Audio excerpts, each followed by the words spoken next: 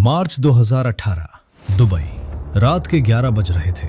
Dubai international airport का VIP lounge. AC की ठंडी हवा में सन्नाटा छाया हुआ था। तभी एक प्राइवेट जेट रनवे पे आके रुका। उसमें से एक आदमी उतरा। उसके हाथ में एक छोटा सा सूटकेस था। उसका चेहरा बिल्कुल शांत था, लेकिन उसकी आंखों में एक अलग सी चमक थी।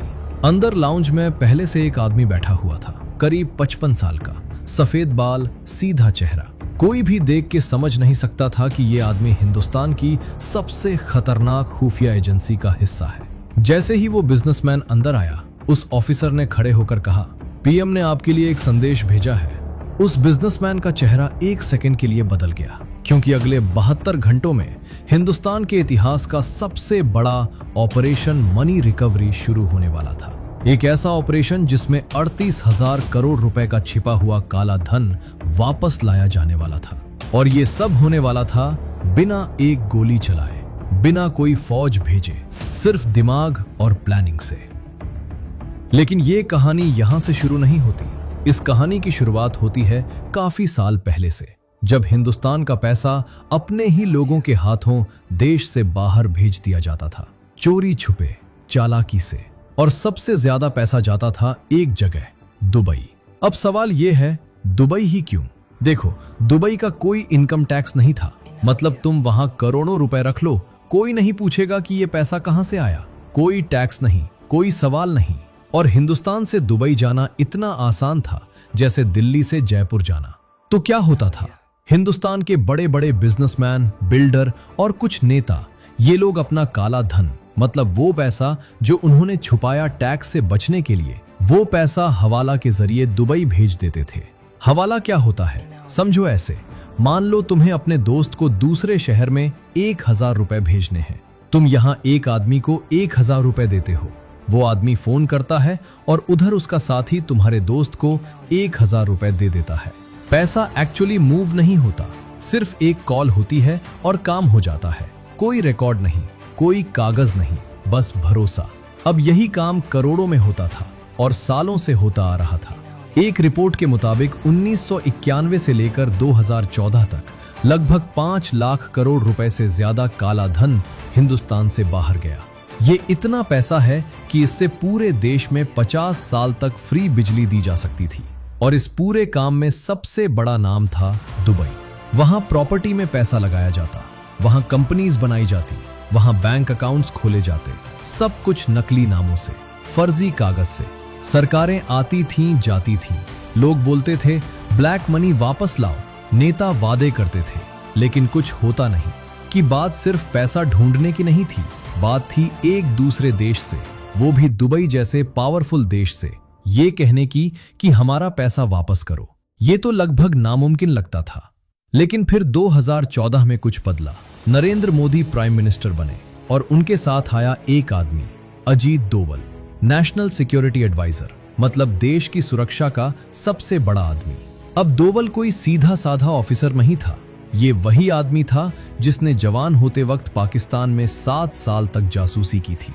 सोच लो, 7 साल एक अलग नाम से, अलग पहचान से, दुश्मन के देश में रह के काम करना।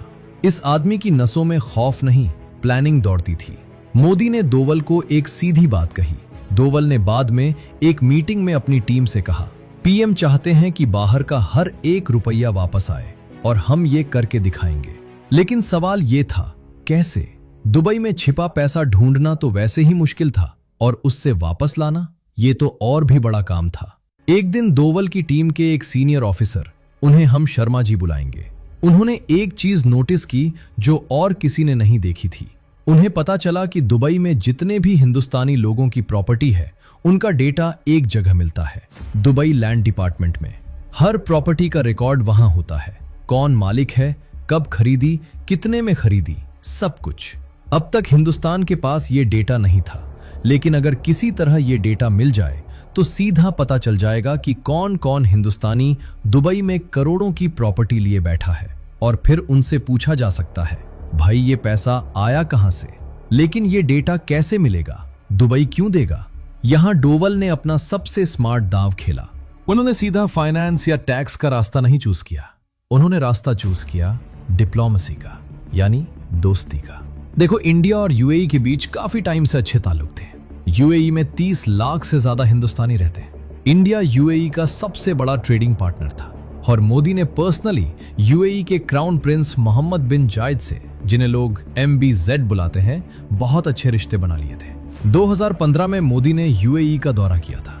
34 साल बाद कोई हिंदुस्तानी PM वहां गया था। इस दौरे में दोनों देशों के बीच काफी एग्रीमेंट्स हुए, लेकिन एक एग्रीमेंट था जो सबसे अलग था, इंफॉर्मेशन एक्सचेंज एग्रीमेंट। इसका मतलब था कि दोनों देश एक दूसरे को फाइनेंशियल जानकारी दे सकते हैं, टैक्स चोर के बारे में इंफॉर्मेशन शेयर कर सकते हैं। ये थी वो छोटी सी चीज जिसने पूरा खेल बदल दिया। समझो ऐसे, पहले दुबई का दरवाजा हिंदुस्तान के लिए बंद था। इस एग्रीमेंट ने वो दरवाजा खोल दिया। अब हिंदुस्तान बोल सकता था, हमें बताओ कि वहां हमारा कौन सा आदमी कितना पैसा छुपाए बैठा है।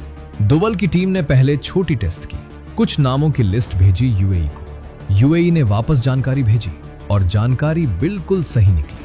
अब टीम को यकीन हो गया, ये फॉर्मूला काम करता है। शर्मा जी ने डोवाल से कहा, सर दरवाजा खुल गया है, अब बस अंदर जाना है। डोवाल ने कहा, तो चलो अब असली काम शुरू करते हैं। अब शुरू हुआ असली खेल। डोवाल की टीम ने एक पूरा यूनिट बनाया। इस यूनिट में थे रिसर्च एंड एनालिसिस विंग यानी रॉ के ऑफिसर्स, इनकम टैक्स डिपार्टमेंट के सीनियर लोग, एनफोर्समेंट डायरेक्टरेट के एजेंट्स और फाइनेंशियल इंटेलिजेंस यूनिट के एक्सपर्ट्स। मतलब समझो, देश की 4 सबसे ताकतवर एजेंसीज एक साथ काम कर रही थी। ऐसा पहले कभी नहीं हुआ था। पहला काम था नामों की लिस्ट बनाना। इनकम टैक्स डिपार्टमेंट के पास सालों का डेटा था। उन्होंने उन लोगों की लिस्ट बनाई जिनके हिंदुस्तान में इनकम टैक्स रिटर्न्स में दिखाया गया पैसा और उनकी असली लाइफस्टाइल में जमीन आसमान का फर्क था। मतलब आदमी दिखाता है कि साल में 10 लाख रुपए कमाता है, लेकिन दुबई में 50 करोड़ रुपए की प्रॉपर्टी है। ये तो सीधा पकड़ा जाता है। ये लिस्ट बनी, 800 से ज्यादा नाम थे उसमें। फिर रॉ ने अपना काम किया। दुबई में रहने वाले अपने सोर्सेज से, यानी छुपे हुए लोगों से, उन्होंने हर नाम की असली जानकारी निकाली। कौन सी प्रॉपर्टी है, कौन से बैंक में पैसा है, कितना पैसा है, 10 करोड़ रुपए, 50 करोड़ रुपए, 200 करोड़ रुपए, 500 करोड़ रुपए। जैसे जैसे रकमें सामने आती गईं, टीम के लोगों की आंखें फैली की फैली रह गईं। टोटल रकम थी लगभग 38,000 करोड़ रुपए। सोच लो, 38,000 करोड़ रुपए। ये इतना पैसा है जितना कुछ छोटे देशों का पूरा सालाना बजट होता है। और ये पैसा हिंदुस्तान का था, हिंदुस्तान के लोगों का था, जो छीन के दुबई में छुपा दिया गया था। अब अगला कदम था ये पैसा वापस लाना। और यहां सबसे बड़ी दिक्कत आई, क्योंकि ये लोग ऐसे सीधे साधे लोग नहीं थे। ये थे देश के सबसे अमीर बिजनेसमैन। कुछ तो राजनीति में भी थे। इनके पास थे महंगे वकील, इनके पास थे कनेक्शंस, और इन्हें यकीन था कि कोई कुछ नहीं कर सकता। एक बड़े बिजनेसमैन जिसका नाम रस्तोगी, उसके पास दुबई में 2300 करोड़ रुपए की 14 प्रॉपर्टीज थी। जब उससे हिंदुस्तान में नोटिस भेजा गया, उसने हंसते हुए अपने वकील से कहा, ये क्या कर लेंगे, पैसा दुबई में है, हिंदुस्तान की कोर्ट का वहां क्या चलता है। ये था उसका ओवर कॉन्फिडेंस। उसे लगता था कि वो बच जाएगा, लेकिन उसे नहीं पता था कि इस बार खेल अलग था। मार्च 2018, ये वो महीना था जब पूरा प्लान एक साथ चलाया गया। पीएम मोदी ने पर्सनली यूएई के क्राउन प्रिंस MBZ से बात की। एक फोन कॉल जिसमें मोदी ने सीधा कहा, ये लोग हमारा पैसा चुरा के आपके देश में छुपा रहे हैं, हम चाहते हैं आप मदद करें। MBZ ने हां कह दी। ये था वो पल जब सब बदल गया। यूएई ने हिंदुस्तान को ग्रीन सिग्नल दे दिया। अब हिंदुस्तान की एजेंसीज दुबई में जा सकती थी। यूएई के ऑफिसर्स उनके साथ काम करने को तैयार थे। और फिर 72 घंटों का काउंटडाउन शुरू हुआ। पहले 24 घंटे हिंदुस्तान की टीम दुबई पहुंची। रॉ के ऑफिसर्स, ईडी के एजेंट्स, इनकम टैक्स के सीनियर लोग, सब अलग अलग फ्लाइट से आए ताकि किसी को शक ना हो। दुबई में यूएई के एंटी मनी लॉन्ड्रिंग ऑफिसर्स से मीटिंग हुई। डेटा मैच किया गया, प्रॉपर्टीज की लिस्ट कंफर्म हुई, बैंक अकाउंट्स आइडेंटिफाई हुए। दूसरे 24 घंटे सबसे खतरनाक थे, क्योंकि अब उन लोगों को पता चलने लगा था कि कुछ हो रहा है। रस्तोगी को उसके दुबई वाले वकील ने फोन किया, साहब कुछ गड़बड़ है, कुछ हिंदुस्तानी ऑफिसर्स यहां दिखे हैं। रस्तोगी ने तुरंत अपना पैसा दूसरे अकाउंट में ट्रांसफर करने की कोशिश की, लेकिन तब तक बहुत देर हो चुकी थी। यूएई ने ऑलरेडी उन अकाउंट्स को फ्रीज कर दिया था, मतलब पैसा जाम हो गया था, ना अंदर जा सकता था ना बाहर आ सकता था। रस्तोगी का चेहरा पीला पड़ गया। दोवल की टीम के एक ऑफिसर ने बाद में बताया, उनमें से कई लोगों ने फोन किए। किसी ने अपने नेता दोस्त को फोन किया, किसी ने वकील को, लेकिन हर जगह से एक ही जवाब आया, इस बार कुछ नहीं हो सकता। तीसरे 24 घंटे सेटलमेंट का टाइम। हिंदुस्तान की टीम ने उन लोगों को 2 रास्ते दिए। पहला, अपनी मर्जी से पैसा वापस करो, पेनल्टी भरो और मामला खत्म। दूसरा, केस चलेगा, यूएई से डेटा मिलेगा, कोर्ट में सब सामने आएगा, नाम पब्लिक होगा, इज्जत जाएगी, जेल हो सकती है। ज्यादातर लोगों ने पहला रास्ता चुना। रस्तोगी वही आदमी था जिसने हंसते हुए कहा था, ये क्या कर लेंगे। अब उसकी हंसी गायब थी। उसने 2300 करोड़ रुपए का सेटलमेंट साइन किया।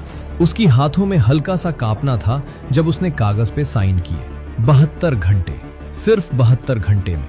लेकिन कहानी यहां खत्म नहीं होती, क्योंकि असली चैलेंज तब आया जब कुछ लोगों ने हाथों हाथ सरेंडर नहीं किया। कुछ लोग भागने की कोशिश करने लगे। एक और बड़ा नाम था, उसे हम कपूर बुलाते हैं। कपूर के पास दुबई में 4100 करोड़ रुपए की प्रॉपर्टीज और बिजनेसेस थी। जब उसे पता चला कि जाल बिछ चुका है, उसने यूएई से भागने की कोशिश की। उसने अपना प्राइवेट जेट रेडी करवाया। प्लान था कि दुबई से सीधा लंदन चला जाए। वहां से पकड़ना मुश्किल होता, लेकिन रॉ को पहले से पता था कि ऐसा हो सकता है। यूएई के एयरपोर्ट अथॉरिटी को ऑलरेडी अलर्ट कर दिया गया था।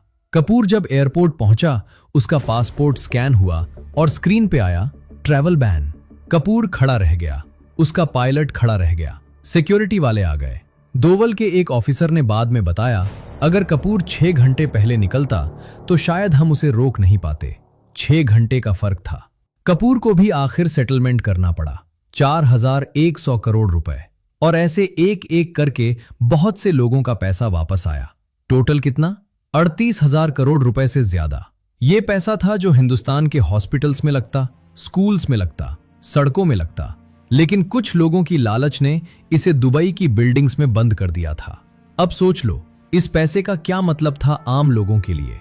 एक मिडिल क्लास आदमी जिसका नाम रमेश था, लखनऊ में रहता था। वो सालों से ईमानदारी से टैक्स भरता था। हर साल उसकी सैलरी का 30% टैक्स में जाता था। और वो सोचता था, मेरा पैसा कहां जाता है? देश में कुछ तो होना चाहिए ना। जब ये खबर आई कि 38,000 करोड़ रुपए वापस आया, रमेश ने अपनी बीवी से कहा, देख, इतना पैसा इन लोगों ने छुपाया हुआ था और हम यहाँ 500 रुपए से 500 रुपए बचाने के लिए सोचते थे। ये था असली दर्द कि जब आम आदमी ईमानदारी से जीता है तब बड़े लोग चोरी करते हैं, और जब ये चोरी पकड़ी जाती है तब पता चलता है कि सिस्टम ने कितना कुछ खोया था। इस ऑपरेशन के बाद काफी कुछ बदला। सबसे पहले यूएई और हिंदुस्तान के बीच एक ऑटोमेटिक इंफॉर्मेशन एक्सचेंज सिस्टम शुरू हुआ। मतलब अब किसी हिंदुस्तानी का दुबई में बैंक अकाउंट खुलता है तो हिंदुस्तान की सरकार को सीधा पता चल जाता है, ऑटोमेटिकली, कोई मांगने की जरूरत नहीं। दूसरा, हवाला नेटवर्क पे बड़ी स्ट्राइक हुई। काफी सारे हवाला ऑपरेटर्स पकड़े गए। मुंबई, दिल्ली, चेन्नई, हर जगह रेड्स हुई। तीसरा, और ये सबसे बड़ी बात थी, डर बैठ गया। जो लोग पहले बिना डरे पैसा बाहर भेजते थे, अब उन्हें लगता था कि पकड़े जा सकते हैं। एक बिजनेसमैन ने अपने दोस्त से कहा, भाई, अब दुबई सेफ नहीं रहा। मोदी दोवल की टीम का हाथ बहुत लंबा है। और सच में ये हाथ लंबा था। इस ऑपरेशन के बाद हिंदुस्तान ने स्विट्जरलैंड, सिंगापुर, मॉरिशस, हर जगह से इंफॉर्मेशन एक्सचेंज एग्रीमेंट्स किए। दुबई तो बस शुरुआत थी। वो रस्तोगी जिसने कहा था, ये क्या कर लेंगे, उस पे 2300 करोड़ रुपए का टैक्स डिमांड लगा। प्रॉपर्टीज अटैच हुई, पासपोर्ट सीज हुआ। वो आदमी जो पहले दुबई में 50 करोड़ रुपए के पेंट हाउस में रहता था, आज हिंदुस्तान में अपने वकील के ऑफिस के चक्कर लगा रहा है। और कपूर, जिसने भागने की कोशिश की थी, उसके खिलाफ ईडी ने केस फाइल किया। प्रॉपर्टीज सील हुई, बिजनेस डूबने लगा। जो आदमी प्राइवेट जेट से उड़ता था, आज कोर्ट की तारीख पे टैक्सी से जाता है। ये कहानी सिर्फ 38,000 करोड़ रुपए की नहीं थी। ये कहानी थी उस सोच की कि अगर सही लोग सही जगह पे हों और उनके पास इच्छा शक्ति हो तो नामुमकिन भी मुमकिन हो जाता है। सालों तक लोग कहते थे, ब्लैक मनी वापस नहीं आ सकता, बाहर का पैसा बाहर ही रहता है, कोई कुछ नहीं कर सकता।